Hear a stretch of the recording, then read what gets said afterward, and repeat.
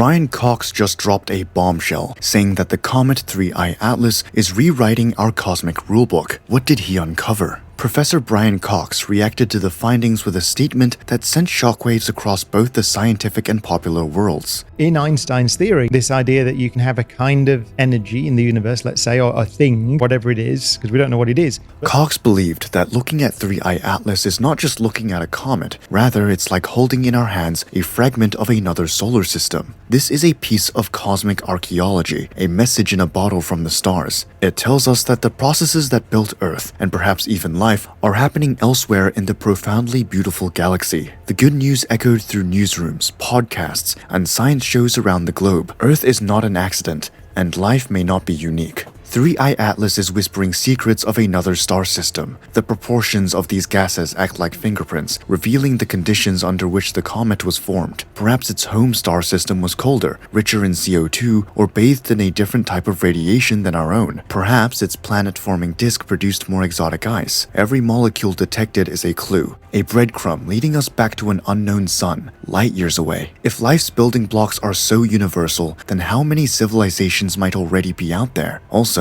if 3IATLAS is just one messenger, how many more are on their way? Astronomers are already preparing for the next encounter. The James Webb Space Telescope will remain ready, ground-based observations will stand alert, and new survey telescopes will soon scan the skies with even greater precision. Somewhere in the void, another interstellar traveler is headed our way. When the spectral images of 3IATLAS returned from JWST, scientists were stunned. So far, JWST infrared spectra revealed a coma dominated by carbon dioxide, with much less water than expected. As investigations went on, it was revealed that polarimetric data revealed unusually deep negative polarization, deeper than nearly every known comet or asteroid. It looked less like a solar system relic and more like an alien fingerprint, a fragment of another star's nursery. As Cox put it best, the real story is not that these objects visit us. The real story is that they remind us that the universe is alive with creation. Every comet is a clue that we are a part of something much larger, much grander,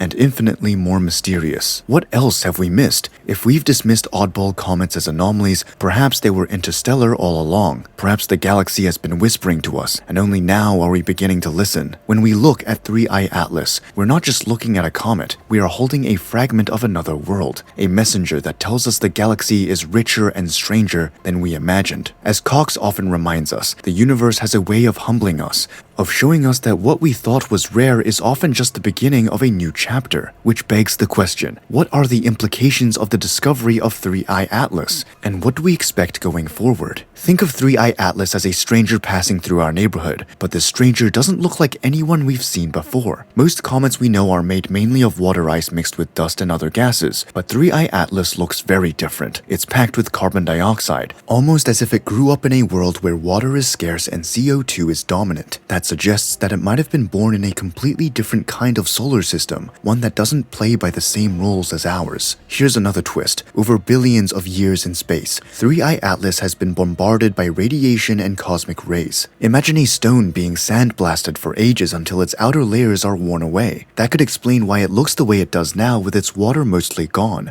leaving behind a tough CO2-rich shell. If that's true, then everything we thought we knew about comets might need rewriting. Some of the comets we once dismissed as weird or anomalies might actually belong to this hidden class. Other than Cox, other scientists had things to say. Avi Loeb, a Harvard astrophysicist, made a startling suggestion. He said the interstellar object 3IATLAS might not just be a comet. He proposed that it could be an alien spacecraft, perhaps even a hostile one. He argued that 3IATLAS shows some odd traits.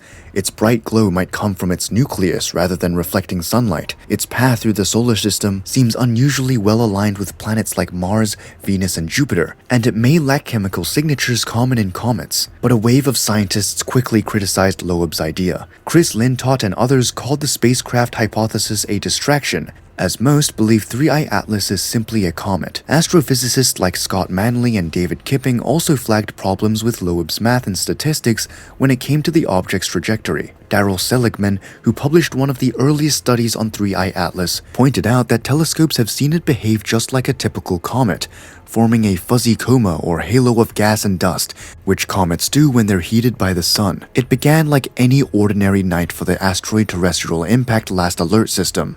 At Rio Hurtado, Chile, telescopes swept across the heavens, their watchful eyes hunting for hidden wanderers among the stars, asteroids, comets, fragments of cosmic debris that might someday cross paths with Earth. Out of the blue on July 1, 2025, something appeared on their screens that made astronomers sit up a little straighter. This was no ordinary comet. The calculations sent shivers down scientific spines. It wasn't just another frozen relic from outer space. No.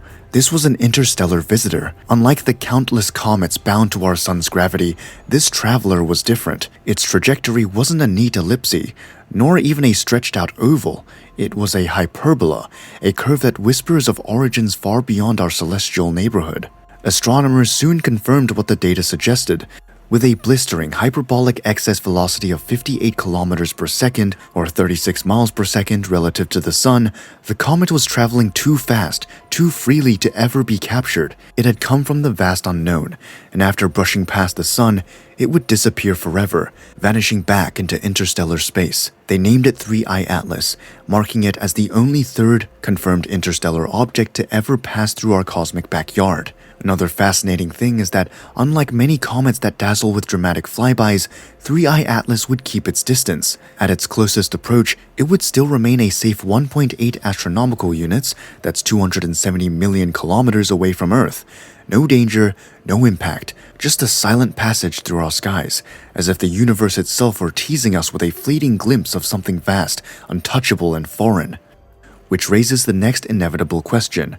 What secrets does this visitor carry?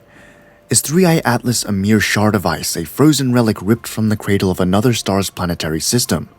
Or could it hold chemical fingerprints, exotic elements, or molecules that tell us how worlds form in corners of the galaxy far beyond our reach? Scientists are already preparing, eager to study every sliver of data, every flicker of light reflected from its icy surface.